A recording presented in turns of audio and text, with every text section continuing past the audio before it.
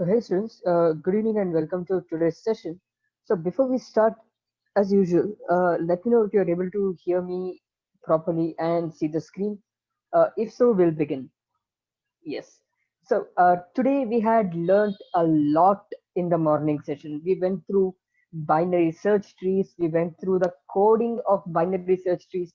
We learned what sort of questions could be asked based on the coding of it, based on the time complexity of it. And from there, we will continue what other kinds of time complexity based questions you may expect. Now, we had done a few examples already earlier on today morning. We'll continue from there with a few more examples. So, all the examples I'm taking right now is based on these sort of arrays only so that we can get to understand different kinds of complexities to start with. Now, here, let's take this. Again, no, tomorrow is the last day, not today. We'll go through a few important concepts, very important concepts tomorrow as well. We still have one more session. So I'll just take the same for loop instead of having to write again here twice. So first time it will until size, second time I will take two for loops within this.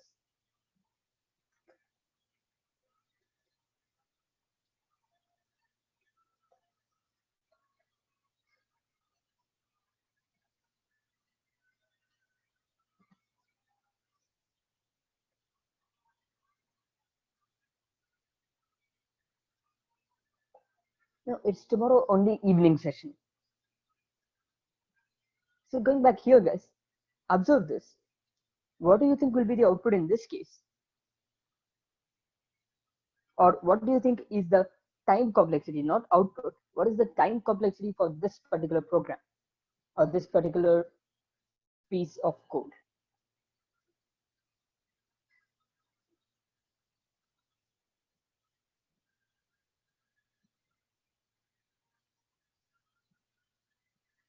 All right, so I'm happy to hear some of you are coming up with very nice answers. The answers based on which we had already done in the last session. You are coming up with the same answers. Nice. So if you try this out, exactly. Let us, if we start this here, we have the first for loop, which repeats for size number of times. Let us assume size is n in our case. So this first for loop repeats n times. So I can say this is big. This is repeating just n times. Now here, if you observe the second for loop, for each time here, it repeats n times here. For second time here, it repeats n times here. For third time here, it repeats n times here. So essentially, it repeats n times. It repeats for n times. Totally, this loop will repeat again for n times. So it is essentially is repeating for n into n times. Or in other words, you can say it is repeating n square times. So first for loop repeats n times, second for loop repeats n square times. So if you try to calculate here, it will come up to be big O of n plus n square. Now, this is not, how do I say, any sort of time complexity we see generally. The reason it's not because whenever you have big of n plus n square, we do not write it as big of n plus n square at all. To understand this better, take this for example. Take n as 8 for example. I'm just giving a very small value. Take n as 8. If n value is 8, if you observe, n here is 8, n square is 64. 64 plus 8 will be something like 72, which is so far away. So I cannot connect this to 8. But this is very close to 64. Compared to 8, it is very close to 64. So we can approximate it to big O of n square only. Even though it's slightly lesser, For very huge numbers, it does not make much of a difference. So that is why we take it up as this case. For example, in other case, let's say if you take n is 50, n square is 2500. If you take n square plus n, it is just 2550. That is very minute compared to this whole distance. So it's all right to neglect n and just make it n square. So this is why we end up making it as big O of n square. So these are the reasons why you don't see in interviews answers like big O of n plus 2n plus n cube plus n square and everything. You don't end up seeing them. Even if you have something like a cubic equation, big O of 2n cube plus 3n plus 2. If you have something like this is also approximated to just big O of n cube itself. Because this value is so huge, these don't matter much. So this is your basic idea of, again, time complexity that you just need to know. Now, going ahead, we're going to go through just a few more questions before we go on to sorting algorithms. Here, you'll call it as big O of n power 2. Perfect. Call it as big O. Now, we'll take possibly just a few more examples. Now, since you already know a few examples, the next examples should not be difficult for you. I have a question. The question is, what about space complexity for this? See, space complexity for this, if you want to calculate, you have array. So the entire array takes some size. So array has how many elements? Let's assume array has n elements. If array has n elements, this is 16-bit compiler. So this will take 2n as the size. So array will take 2n and size will take, I'll just write it here. Array takes 2n, size takes 2 bytes, I takes again 2 bytes, j takes again 2 bytes. So space complexity you get here is 2n plus 2 plus 2 plus 2. So that is 2n plus 6. You are not returning anything. So there's no extra spaces over here. And of course, there is one more variable here. There is one more I. There are two variables I that are declared. So this takes two separate bytes. This takes two separate bytes. It's not just one variable declared before. So you have to add one more 2 over here plus 2. So for this also you have to.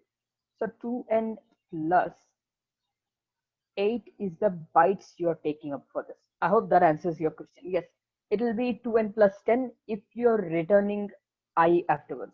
If you're using a single I instead of two I's, if you're declaring it before, like I equals or int I here, then you're only using 2 bytes for this. That's all. You're not declaring it twice. So it won't be separate. So that is the case. Then it will be 2n plus 6. Perfect. That is correct. So this is your space complexity for the same question since you asked for the same. So no problem. So this you have as big O of n power 2. Now let us go ahead from this. Again, I assume that many of you guys came up in today's session now. You have not been there in the morning session. So I'll just go through a couple of basic ones again, just to make sure you guys are also familiar with this. I'll just take this for instance. I'll call fun of int n. If int n will be created 10 times, yes, that takes 20 bytes. Correct. That is correct. So I'll just take.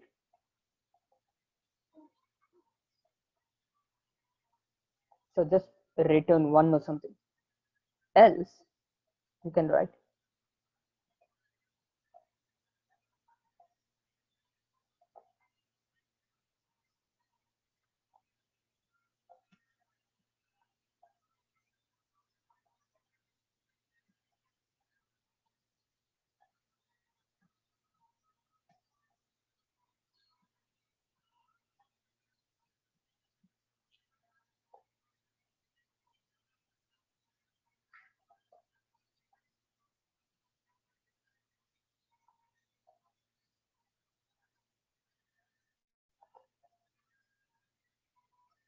I'll start with a very simple question to begin with.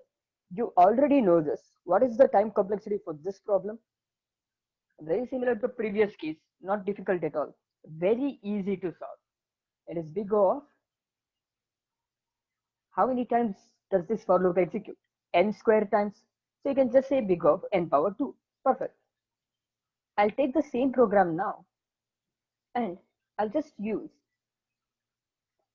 a break statement here. Now what will happen?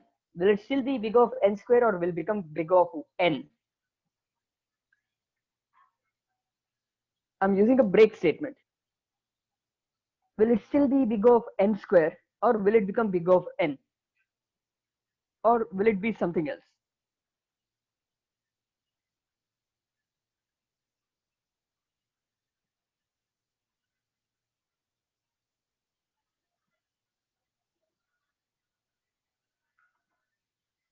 So I have a few questions from you. Let us solve these questions. You have a few questions. I'll try to answer them now.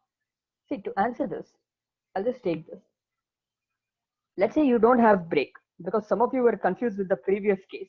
If you don't have break statement here, then first n equals 1, you're returning 1. So this takes 1. So I can say the time complexity for this one is big O of 1. Then you have this for loop.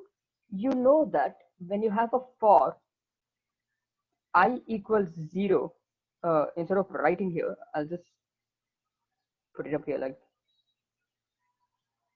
for I equals 0, let's say I less than 3, I plus plus, and then for j equals 0, j less than 3, j plus plus. If you do this and you print something like hi here, how many times will hi print?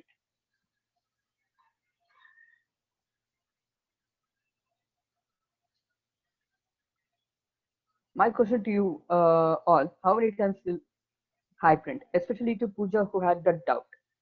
How many times will hi print over here?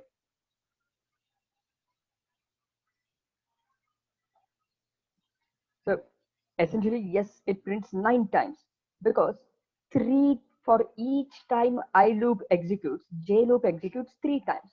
And I loop also executes 3 times. So essentially, you're executing it 3 into 3, which is 9 times. Same way here, first loop executes n times. But for each time first loop executes, second loop also executes n times. So here it is big O of 3 square or big O of 9, which is a constant. But here, in this example, this for loop executes n times. For each time it executes, this also executes n times. So if you want to know how many times this printf statement executes, this printf statement executes exactly n into n times or n square times. So you can say worst case or time complexity for this for loop is n square. Or in other words, you can say for this it is big O of n square. Is that clear? Particularly to Pooja who had this question, who had the doubt. It is clear. Perfect. Now, that was easy. Now, the next thing we did was change it to break statement. We added break. When you add break here, observe the first statement. It is still big O of 1. Just big O of 1. Now, observe this statement. First, I is 1. I'll write I is equal to 1 here. So when I is 1, we are checking if I less than equal to n. That is true. Since it is true, it goes within the inner for loop and makes j equals 1. I'll write here as j is equal to 1. Remember, I is 1 at this point of time. So it will execute and make j is equal to 1.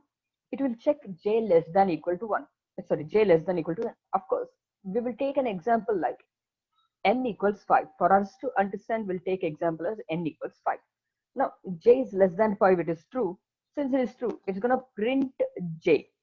Print j as in, it's going to print 1.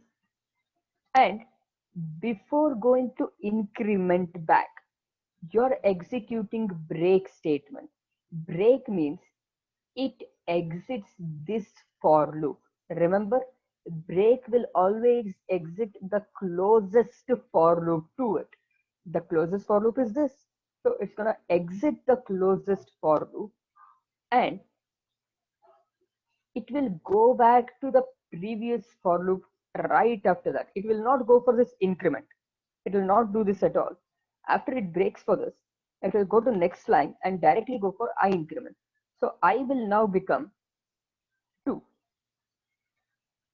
So when I becomes 2 now, again we check I less than equal to n. I less than equal to 5 is true. So again it goes to the inner for loop. Again you create j equals 1 again. And again j less than equal to n, j less than equal to 5. Again you print the value of j. Again it's going to print exactly 1. And again you're executing break. Break means it will exit out of this for loop. It will not increase j value. Instead it's going to go and increase I value. So now I becomes 3. Now again you do the same step. It's going to print 1 and I becomes 4.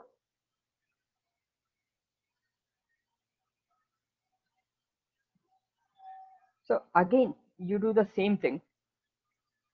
Again it prints 1. Again now I becomes 5. When I becomes 5, the condition is I less than equal to 5. It is still less than equal to 5. So it prints, let's say 5 for the last time. I'll just write it on top because I don't have enough space at the bottom of the page. When it exits now, this time I becomes equal to 6. 6 is not less than equal to 5. So it exits this entire double for loop here. The first time you look at it, you'll be like, hey, I have two for loops. Both are less than n. Time complexity must be n square. But no, it only executes n times. So here the time complexity worst case is big O of n, because irrespective break statement will execute. So you have big O of n here. If you calculate the total, you have big O of n plus 1. Does plus 1 really matter to a huge number like n? It does not. So that is why it ends up being big O of n. So this is why your time complexity for this problem is big O of n. One thing you guys need to know. Now, instead of this, my next question that I will take up here is, we'll assume, see, it is not 2n because you're not having 2 times n anywhere. See, there is no 2n. Here, it executes, see, it's not how many loops does it go to. It's how many times this printf executes. Number of operations as in how many times does the statement execute. That is what calculates your time complexity, not how many loops you're going through. I can go through 100 loops and execute this only 10 times. Then my logic here will be still big of 10 only. It's not about how many loops you have. It's about how many times your statement executes. That is what matters. Our statement executed in this case n times exactly. That is why it is big of n and not to n. I know you feel like, hey, this for loop is repeating n times. This for loop is also repeating n times. Why should I not make it 2n? Because this is not multiplied. This is not n square. This is n plus n because we have break. It's not about number of loops.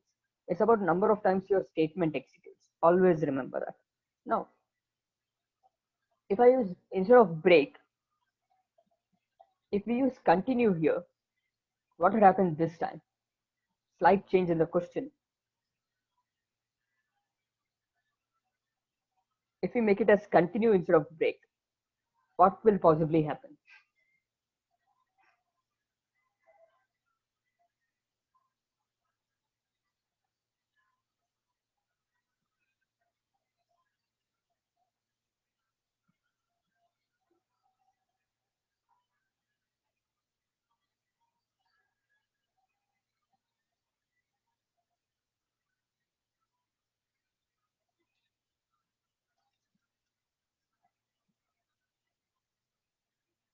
So pretty much all the answers I am getting right now is big O of n square.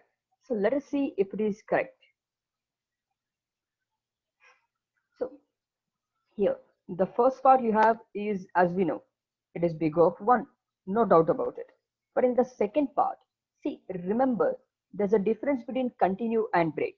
whenever break statement appears, it exits the entire loop. But when a continue statement appears, it exits only the current iteration. This is the thing. So here, since we have continue, we remember it exits only the current iteration. First time here I is 1. First time here j is also 1. And in this case, once you print the value of n, whatever it is, here when you go for continue, I have a question you can type and ask, no problems. I will respond to it. So once we go for continue here, it exits the current iteration. That means if there were any other steps after continue statement, if there were any other steps, those steps will be skipped and it will directly go to j++. Any steps ahead of continue until end of the bracket are skipped and it will go to j++. This is exactly what will happen. So I have a question with one more problem. I will go to that exactly up next. I will go with that. Now, before going to that question, here, in this case, since continue here will skip the next statement and go to increment, we don't have any other statement. By default, we are going to increment only. So it executes as it is. There's no change in the looping logic at all. So it will execute till big O of n square itself. So we have totally big O of n square plus 1, where plus 1 doesn't matter. So entirely output is big O of n square itself. So this is your entire output. Now, I hope this is also easy and clear and easy to understand. So now you have big O of n square. Now, moving ahead, I'll just give you guys two more modifications of the same question. Now, here, if I had for int k equals 1 and k, let's say, less than equal to n, k plus plus, and we are printing here percentage d slash n, percentage d comma n, let's say. What about the time complexity for this one? I want answers from as many of you guys as possible. Give it a try. Let me know, guys.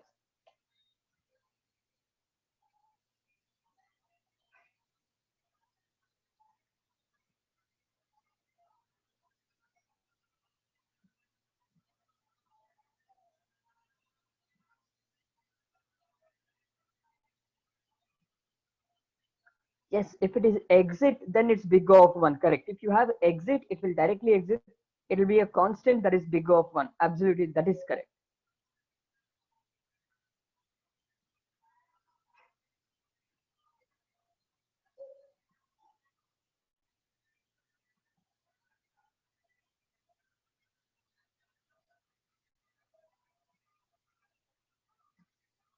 So we'll go back to this. This is exactly correct. It is big O of n cube. I don't think I should even need to explain this. It is big O of n cube only. Now, once we continue from this, I have one more question. If it was exit of 0, depends where you put exit of 0. If you put it before this for loop, then it is big O of 2. If you put it inside this for loop, then it is big O of 3. If you put it before this for loop, it is big O of 1. So anyway, back to this. How about now?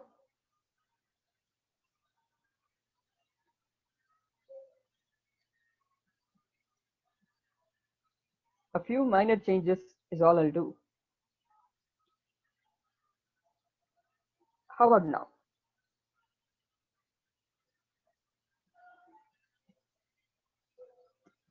Is it big O of n or n square or n cube? I don't think these should be difficult anymore. Okay, I have one more question that you guys shared. I forgot to answer that. I will copy this and paste it up next to answer it.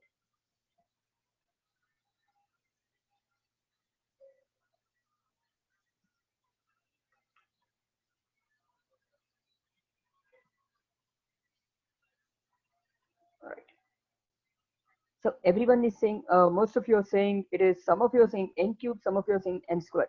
Now observe this. The first one is big of 1. That is very clear. When you enter this for loop, it goes into the for loop. When you enter the second for loop, it goes in here. You're executing this n times, and this is also you're executing n times. Now within this, okay, I forgot to have a statement here, guys. Just remember, you have one statement at least here, because they won't, interviews won't give you questions like this. There will always be some operation, some statement here to tell you how many times they execute. Without operations, it does not make any sense. The program doesn't make any sense. So there will be some operation here. So let's say there is some printf over here. After that printf, you have a continue and then this for loop. Now you know that every time continue happens, it skips every statement after it and goes back here. So pretty much this entire third inner loop for k is skipped. But first two loops execute as they are, they won't be skipped. So it is n into n, that is equal of n square. The innermost loop will not execute because continue means it skips all the statements ahead of it and directly goes to increment the value of change. So it is n square, not n cube. So for everyone who answered it as n cube, I hope you're able to understand why exactly it is n square and not n cube. Now, if you're able to understand this, now I have one more question, that is this particular value. Now, if you look at this question, can you guys observe this and let me know what could possibly happen?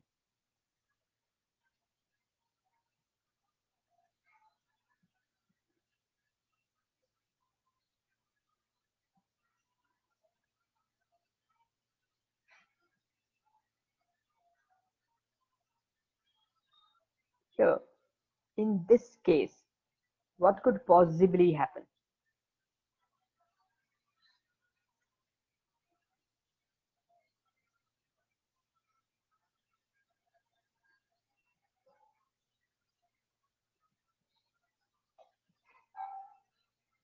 So I'm getting different answers. That is, I'm getting big of n, big of n by 2, big of n square. We're getting a lot of different answers.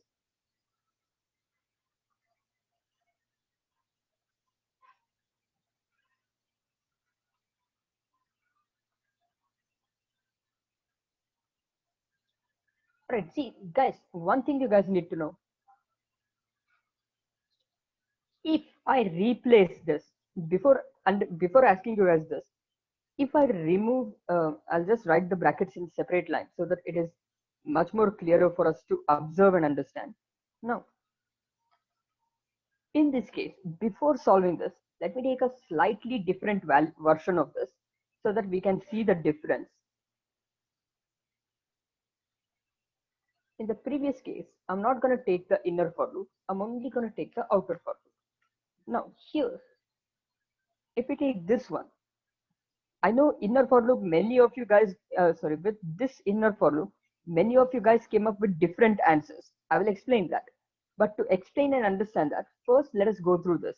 What do you think will happen here?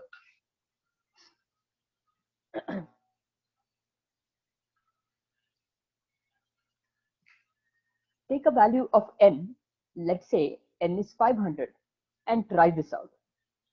First, what happens? Int I equals n. I'll call I is equal to 500.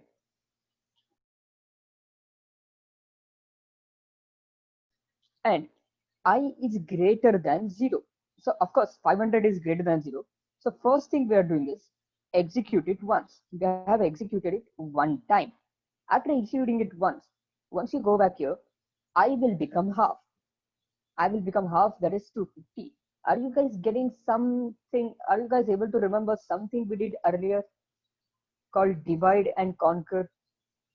Where if there are 500 elements, instead of going through all of the elements, the moment you go through one of the elements, once you go through one of the element, you're reducing it into half and only taking half of it. And again, once you go through one element, you're again reducing it to half and only taking half of it. So if you keep doing this, for the first time it prints 1, then the moment it executes second time, this becomes 125. The moment it executes third time, it becomes 1, sorry, right, I'm very sorry. All right. So 62.5 and so on. It keeps on executing. So once it keeps on doing this, you know that the worst case scenario of this is log n, because when you have log n, what is log n base 2? What's the output, guys? Can you let me know what is log n base 2?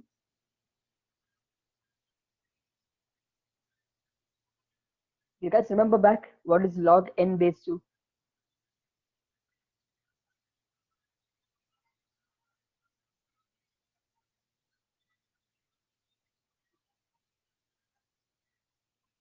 Remember, guys, we had gone through this earlier today.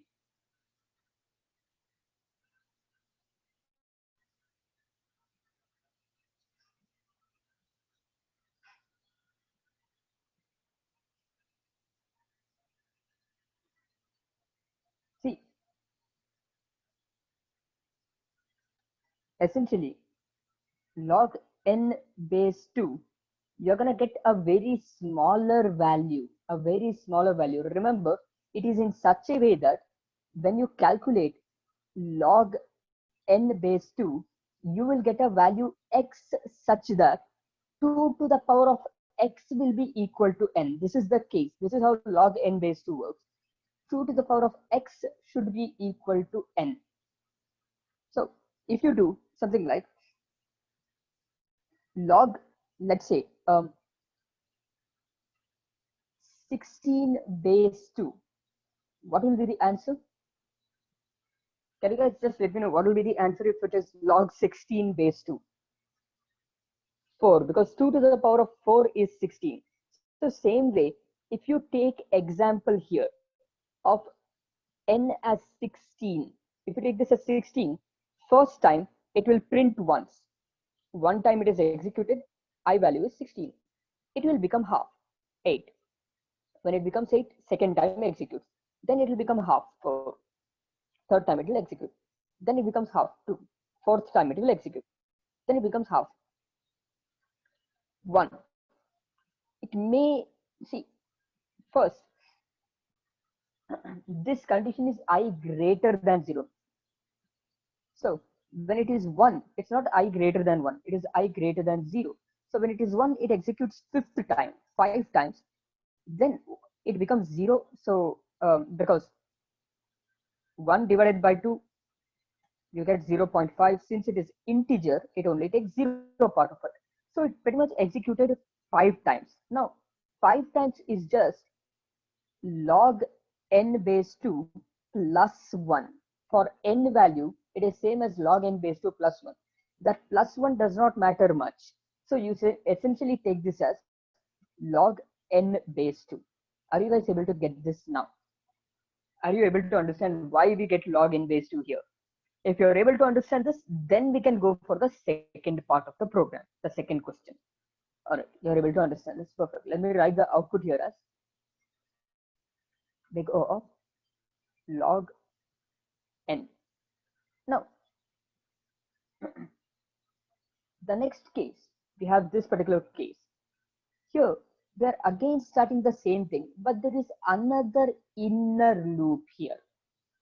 Now, this is where you guys need to know very clearly what happens here. I'm going to take one example. I'm going to take the same example as 16 to help you understand what happens here. First step, I'll go through first loop. Loop 1, I is 16 initially. I'll write it here. I hope you're able to read this pretty clearly. So I is initially 16, I is greater than 0, true. So it goes within the for loop, inner for loop. J is 0, j less than I. So j is initially 0, j less than I value is 16. So how many times is this for loop gonna repeat? 16 times. So it's gonna repeat 16 times here. 16 times you're printing it. After 16 times, for the second time, once this entire for loop, inner for loop is done, which prints it 16 times, it goes back to the outer for loop. I gets divided by 2, so I becomes 8. When it is 8, for the second time that I loop executes, it again goes in here, j equals 0, j less than 8. J is initially 0, j less than 8. So essentially 8 times again. 8 times it will execute and it will print this.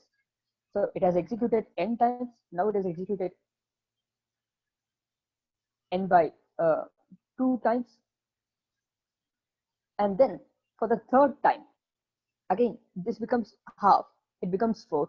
For third loop, it will execute 4 times. For similarly, if you try for level 4 or fourth loop, it's going to become down to 2. It's going to execute 2 times. For fifth loop, it's going to execute 1 time. So if you take an example like this, if you take a value like this, you'll be able to figure out how many times it executes. Are you guys able to understand why I took up these values? Or do you want me to explain this in detail? Because I only explained first 2 loops and I directly went fast within the next 3. Were you guys able to understand, or do you want me to go through these loops again in detail? Okay, you're understanding it. Perfect. So in that case, you're executing it 16 times plus 8 times plus 4 times plus 2 times plus 1 times. In other words, you're executing it n times plus n by 2 times plus n by 4 times plus n by 8 times plus so on. So remember the difference. In the first case, you're gonna execute this in such a way that you were only printing it so many times, but here you're printing it the number of times n by 2 is, the number of times n by 4 is, and everything. So here you're printing this exactly log n base 2 times, but here you're not printing it just log n base 2 times in the next case. In the next case, you're printing it first time n times, then n by 2, then n by 4, and so on. Let us calculate worst case scenario of all of them. So if you do this, big O of n plus n by 2 plus n by 4 plus n by 8 plus so on. Can I say it pretty much is close to n itself? Because if n is 1 million, it's half of it, it's 1/4 of it, or anything, however much you add, it will not go close to n square. Because in number line, when you calculate, if n is here, n square is here, n plus n by 2 may go up to here, n plus n by 2 plus n by 4 may go here, n plus n by 2 plus n by 4 plus n by 8 may go here. It is never close to n square. It is so close to n itself for a huge value. So we'll write it as big O of n itself. We'll pretty much call this as big O of n itself. Is this clear? So whoever shared this question, nice question. You can expect such questions as well.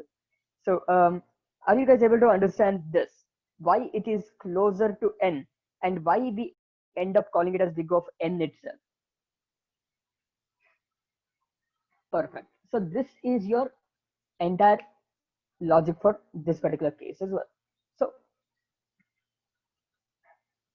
I'll just go back here and write this as big O of n. Now going ahead,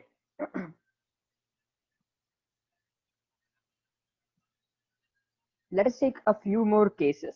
Now, before we take a couple of cases, hold on for just a minute, guys. Perfect answer. Yes, answer is big O of n. See, it is not, okay.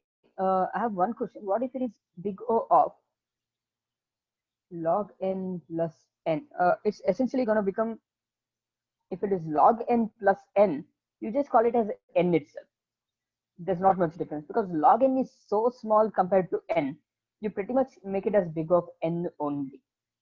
So I have one thing that has come up. Yes, that is correct. Yeah, if you calculate it, yes, if you go one step ahead in this, if you keep calculating n plus n by 2 plus n by 4 plus n by 8 or so on, it will never reach 2n. because after n by 2 you're reducing, after n by 4 you're going less, after n by 8 you're going less. It will be somewhere close to something like n plus 1 or n plus 0.7n or 0.8n or something like that. It's going to go close to this, but it will never reach 2n. It will never reach 2n. It will always be less than that. So you can essentially say, since it is less than 2n, you can just say it is big O of n itself. So that is your entire case. Now, going ahead from this, let's go ahead. I have a question. What could be an explanation of big O of n log n? To understand big O of n log n, I want to take that example when we go for our, how do I say that, sorting algorithms. But uh, before sorting algorithms, if I find an example in our case, I will share the same so we can try it out. I'm pretty sure we have certain examples, but I want to try out some simple examples before we go for that. So we'll go for that example. You don't have to worry. So in the next case, I'll take again a very slightly different case. Fun of, I'll take int n again. This time, we'll just use for loop of int I equals n by 2, I less than equal to n, I plus plus, and within this for loop, we have another for loop, j equals, okay, int j equals 1, j less than equal to n, and j equals 2 into j. And within this, this is where I need you guys to apply your brains a little. For int k equals 1, k less than equal to n, and also I'll do k equals k into 2. Here I'm printing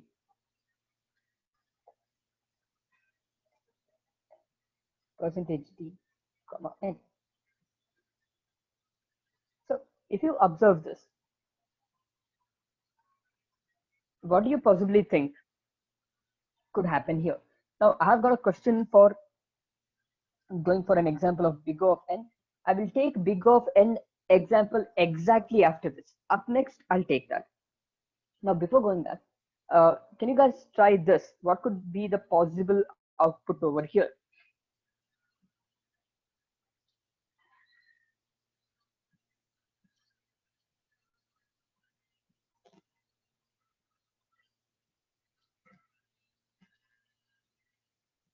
So think through, guys. Take a minute if you require. I know it's slightly complicated.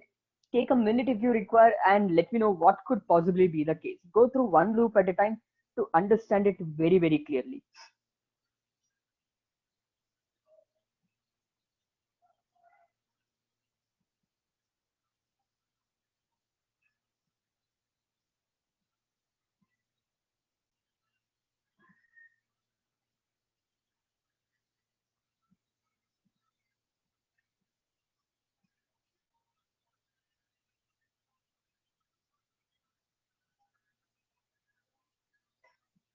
So one of you asked for a particular example. I'm pretty much taking the same example here. I did not realize this now. Now I'm able to look at this and realize one of you asked for a certain example. I'm pretty much taking a very similar example over here. We have couple of answers. One is log n. Another one is uh, n cube. Another one is n. Another one is n cube by 8. All right, I don't know how that came up, but okay, we've got different answers. Oh, you have multiplied them. All right, perfect. So, see, is this really n into 2? First thing, let's go one loop at a time. Let's go one loop at a time throughout here. Now, let's go for the first loop. Now, how many times does the first loop execute, guys?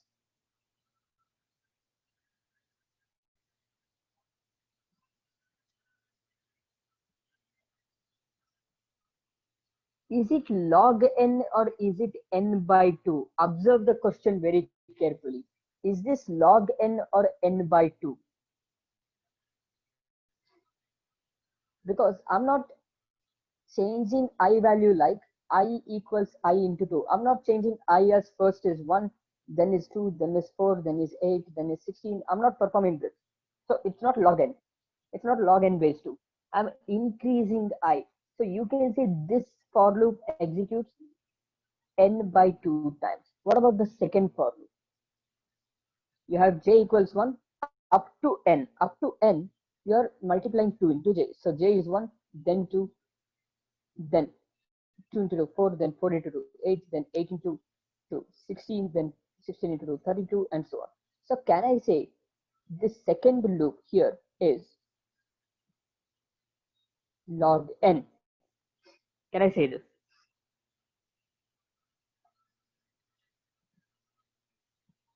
Can I say this is log n now? It's not n by 2. Guys, do you want me to explain why this first loop is n by 2 and second loop is log n? Do you guys want me to explain why this is n by 2 and this is log n once? Because I feel some of you are confused. If you want me to explain, I will explain. All right, yes.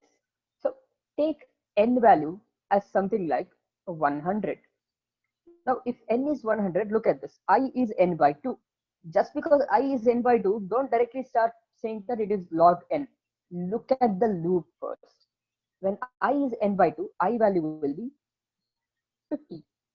Now, how many times are we repeating this loop? I less than equal to n, I plus plus. That means I becomes 51, 52, 53, and so on up until you reach 100. So since it executes so many times, is it n by 2 or log n now? Observe this and let me know. Is this now n by 2 or log n? If I take n as 100, or even if I take n as 16 or anything. So you guys understood that this is n by 2. Now, what about the next one?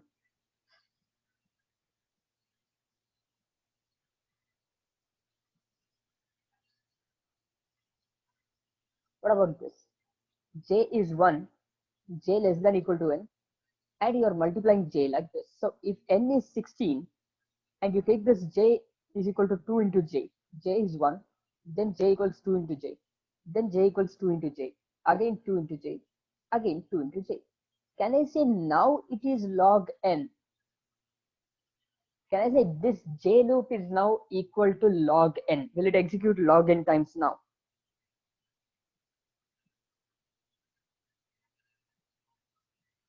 Can I say this, guys? You guys let me know. Is this correct now? Yes, absolutely correct. So I can say now this is log n. Now you guys tell me by yourself what will happen here. Is this whatever this is? You guys tell me by yourself.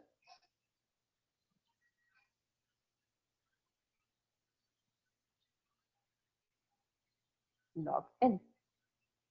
So you have n by 2 into log n into log n. Let us calculate them separately first. First, I'm going to calculate big O of n by 2 multiplied by big O of log n multiplied by, again, big O of log n. Now, for a huge number, will log n into log n be close? When I calculate for a huge number, let us do only big of log n into big of log n first. For a big value, will log n base 2 multiplied by log n base 2 be closer to log n, or will it be closer to n? Which one will it be closer to? For a huge value, will log n multiplied by log n go to n value or log n value?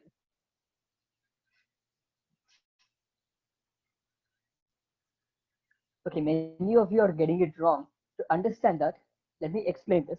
take a huge example like 512. It's not such a huge example, but it's just a small case. Now, what is log 512 base 2? If you calculate it, you get it as 9. If you calculate it exactly, you get it as 9. If this is n, log n base 2 is 9 because 2 to the power of 9 is 512. Now, when you calculate 9 into 9, is it close to 9 or is it close to 512? You guys let me know. If you calculate log n into log n, is it close to log n or is it close to n? 9 into 9 is 81. 81 is close to 9. 81 is close to 9 or 81 is close to 512. Observe guys, which one is it close to? 9. If you take larger number, if you take even larger number, 1024. A lot of you guys got it wrong earlier. Now I hope you guys are getting it correct. Now I hope you are understanding this better. When you take 1024, this is 2 power 10. 2 power 10 is 1024. So when you calculate 10 into 10, 10 is log 1024 base 2. Log 1024 base 2, I'm getting 10. When I calculate 10 into 10, it is close to 10. It is 10 times closer to 10 than to 1024. So you can say log n into log n is closer to log n, not n. So I can say log n here. I have this, since there is one for loop within another for loop within another for loop. They are not independent for loops. I have to multiply their values with each other. So I have to multiply here big O of log n into big O of log n. So what will be the value output here? If I multiply these, will it be big O of log n or will it be big of n? Can you guys let me know? Will it be big of log n or will it be big of n? Log n, obviously log n, absolutely correct. So I'm gonna multiply this to get the output, guys. Big O of log n. So this is it. Now, guys, one more thing. Before we go ahead, I want to ask you guys one thing. See, I'm using my mouse to pretty much write on this. Is it too distracting? Are you guys finding it too difficult to understand this, or is it too distracting from our session and you feel like, sir, this is not looking nice for me to read and understand at all? Or do you guys feel like this is all right? It's fine, or it isn't fine? You guys let me know, because I wanted to know from your point as well. It's fine. Okay, no issues. All right. So let's go back to this. In our case, when it is big O of n by 2 into big O of log n. Now let's calculate this. If you calculate this part, your output will be more closer to n log n if you calculate this. So your output that's going to be here will be exactly n log n. So this is where you're getting n log n. In other words, whenever you want to get n log n, remember, if you do this, this is pretty much like big O of, you can write this as big O of n by 2 into log n. I can write it like this. We calculated log n into log n, it is close to log n itself. When you calculate n by 2 into log n, first, n by 2, we pretty much call it as big O of n. Remember, big O of n by 2, we call it as big O of n itself. Because for huge values, log n value is much lesser than even n by 2. So whenever we compare n by 2, we take it up to n rather than n by 2. So you get here n multiplied by log n. So this will give you big O of n log n. This is your output. I hope you're able to understand this perfectly now. I hope this is not difficult. I really hope you're able to understand this, guys.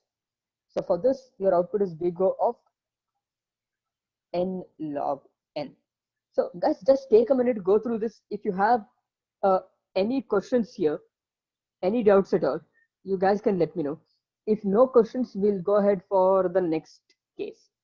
Go through this. If you guys have any questions, you guys can feel free to ask. See, last part. Okay. See, last part was big O of n by 2 into big O of log n. Now, when you have n by 2 exactly, can I say n by 2, big O of n by 2 is same as big O of n? Can I say this? Can I pretty much say big O of n by 2 is exactly same as big O of n? Because we don't have any time complexity called n by 2. We have a constant, we have log n, we have n square, n cube, and anything to the power of n. Before n square, you have n log n is also there. I forgot to write that. Then after n cube, you have O power n, you have 2 power n power x. There are many different values. Let's forget all of those. Let us focus on these basics for now. Now that we have these, which one can I make big of n by 2 go close to? Should I make it go close to n or log n? Because n by 2 is between n and log n. So which one should I make it go close to? Should I make n by 2 go to log n or n? This is my question to you guys. Take an example. 1024. Log n is, for 1024, log n is 10. N by 2 is 512. This is pretty much, you're going to get so close here. But when you take much larger values, you get log n to be very small. So essentially, you can just make it say that in your case, n by 2, you're just taking it as big O of n itself. So this becomes big O of n multiplied by big O of log n. Now we have something called n log n, where we are multiplying n with log n. It's already there. It's already there as a common time complexity. So I can take this as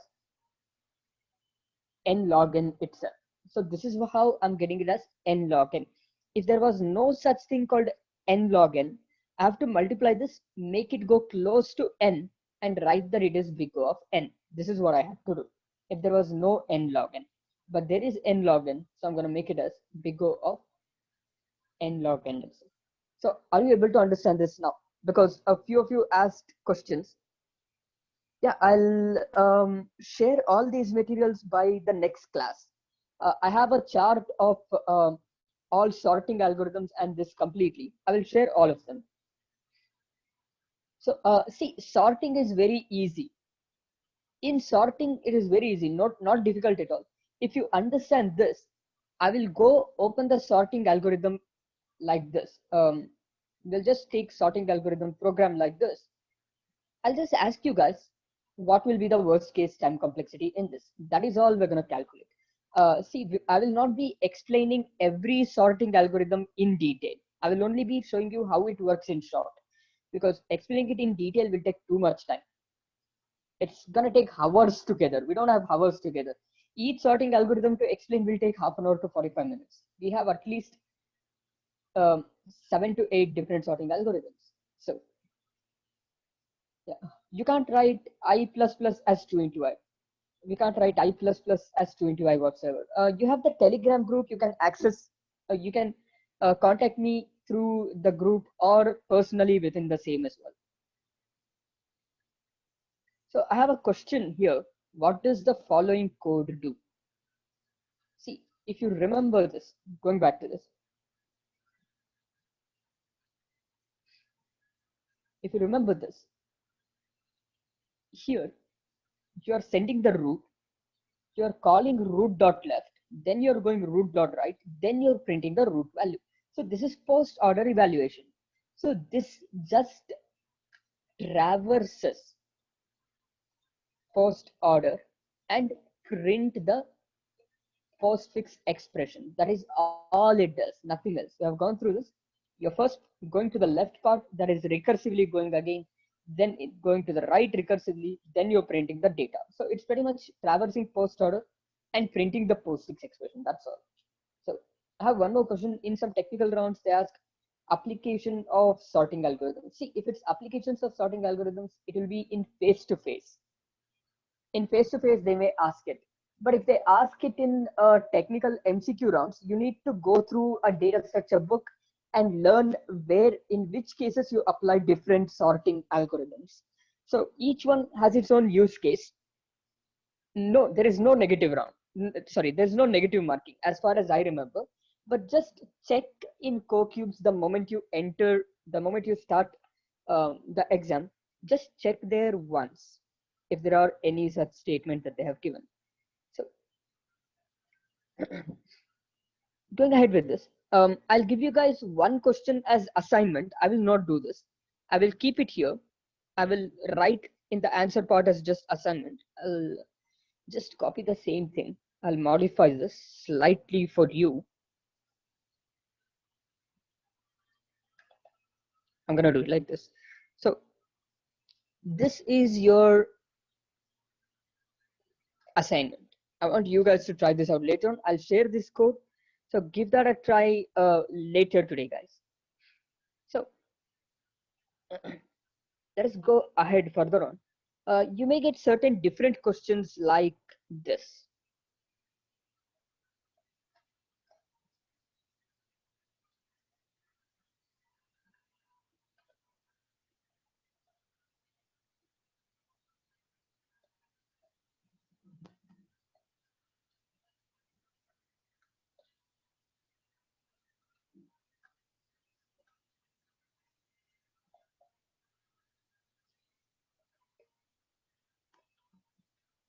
So this is the last one I'll take for now.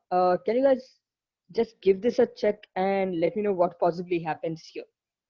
Take a minute, give it a try, and let me know, guys.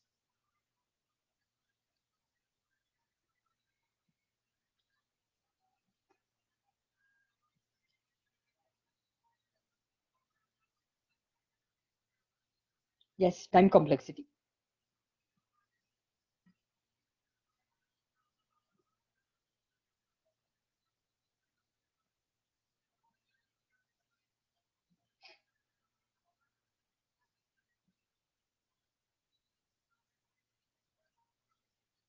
So I have one of your answers as one. Okay. See, guys, and one more thing I want to tell you guys. In interviews, if they have an option, if they have an option as big O of n log square n or log n power 2 or log square n, if they have this option, please choose this option, because you do log n into log n. Log n into log n will be log square n. So that is more relevant than just n log n. If you have this option, choose this. On top of this, if you have another option, if they have an option as big O of n by 2 into log square n, they won't do these kind of things. They won't have such multiplied and everything with constant like this. But if they have, choose this. If they don't, if they have this, choose this.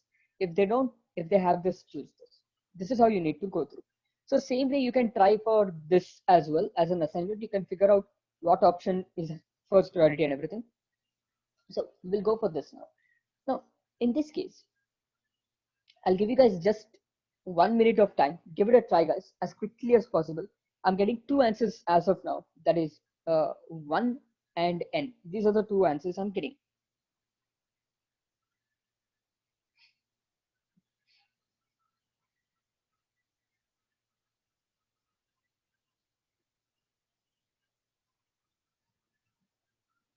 And one more thing, in interview, instead of asking worst case time complexity, they may also ask you this as find the upper bound time limit. Upper bound time limit is also worst case complexity. Same thing. It's the same thing. Or time complexity or big O or worst case time complexity, whatever they may ask, it's the same thing. So let's go back to this. Some of you have said 1, some of you have said n. All right. To understand this, you guys need to, let's say, take a value here. I will take a value here, something like, let's say, um, n equals 36. I'll tell you why I'm taking up 36 later on. Now, initially, I is 1. Perfect. So I'll also take 2 more values. I is 1 and S is equal to 36. Now, the condition is while S less than equal to N, S value is 36. 36 is less than equal to N, that is true because N is 36, S is also 36. So in this case, you are increasing I as in I becomes 2. Once I becomes 2, the next thing you're checking here is S plus equals I. That means you're adding I to S. When you're adding I to S becomes 32 plus 2, that is 38. After this is done, we go again for the while condition. What happens now?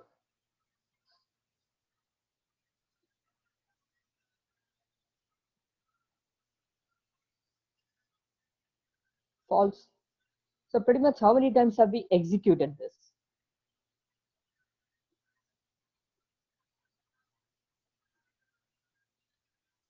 Just once. We have executed it only once. That's the end of it. So it's not big O of N. I don't understand why some of you stated it as big O of N.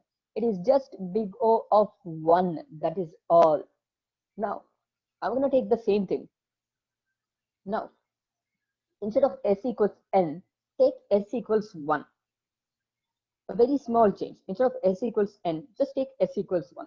What happens now?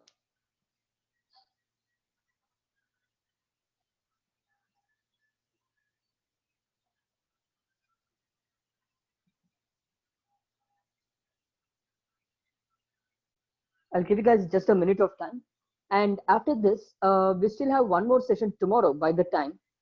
In tomorrow, we're going to go through. No, most probably no. Rohit's question, most probably that won't be the case. In tomorrow's session, we'll look at the sorting algorithms, that is, bubble sort, insertion sort, selection sort, and quick sort, and merge sort, and heap sort. What I need you guys to do is just go through the logic of it, because I want to go through complexity wise. I want you guys to at least understand the basic logic of how they work. If you don't know the logic, I will just show you one example of how it works, but I won't go through entire code, how to create these sorting algorithms and everything, because those are not asked. So I will only explain the logic in very short, that's all. I won't go through in detail. I'm telling you, I won't go through in detail because that is not needed for Capgemini. In Capgemini, they will ask you time complexities of these. That is what we're going to focus. I'll only explain logic in short, but I'll expect you guys to at least know a bit about it. So tomorrow you don't feel like I don't understand anything about these programs. So make sure you guys go through these.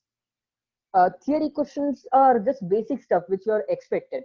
So we have gone through a few theory questions beforehand as well. That is for binary tree theory questions or some basic data structures theory questions. Theory questions will be for an algorithm, what will be the worst time complexity. Those are some kind of things you guys may expect, basic stuff.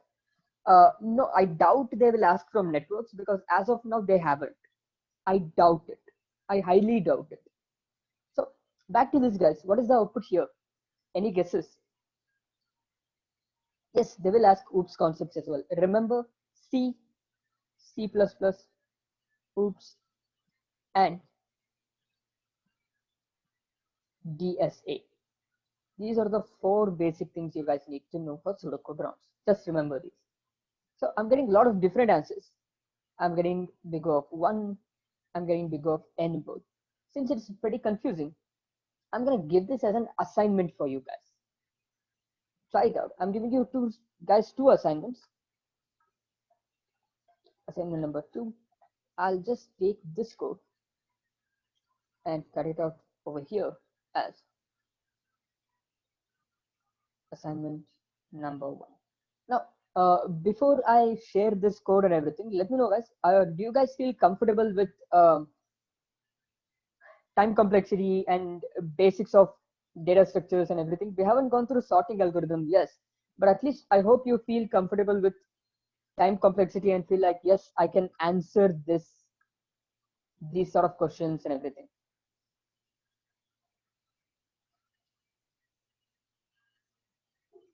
So keep preparing, guys. Don't waste time as much as possible. I'm happy to hear the nice feedback. So keep preparing as much as possible. We'll catch up in our session tomorrow. Have a good time, guys. We'll see you. Bye. All right. And guys, one more thing, very important. I forgot to tell you guys. Once you go through your pseudocode round, you guys have me in your Telegram. Please make sure you text me what sort of questions you got before you forget. You don't have to type it. You can just put it as an audio voice note and share it to me. Not a problem. But make sure you guys share it so I also get to know exactly what sort of questions are asked, so that for the next batches also it'll be easy. Also, I can help you guys as to if further interviews same thing or as how it works, and it will also help me. Make sure you guys do that without a doubt, because different people get different questions. Make sure you guys do that. Alright guys, so we'll stop here. We'll catch up tomorrow, guys. Have a good time. Yeah, you can send screenshots if possible. If not, you can just state it out. If you have written it in a paper, you can at least share a photo of that. Anything works fine. Okay, so I hope you guys had a good time. Keep learning hard, keep working hard. We'll see you guys tomorrow. Bye, guys.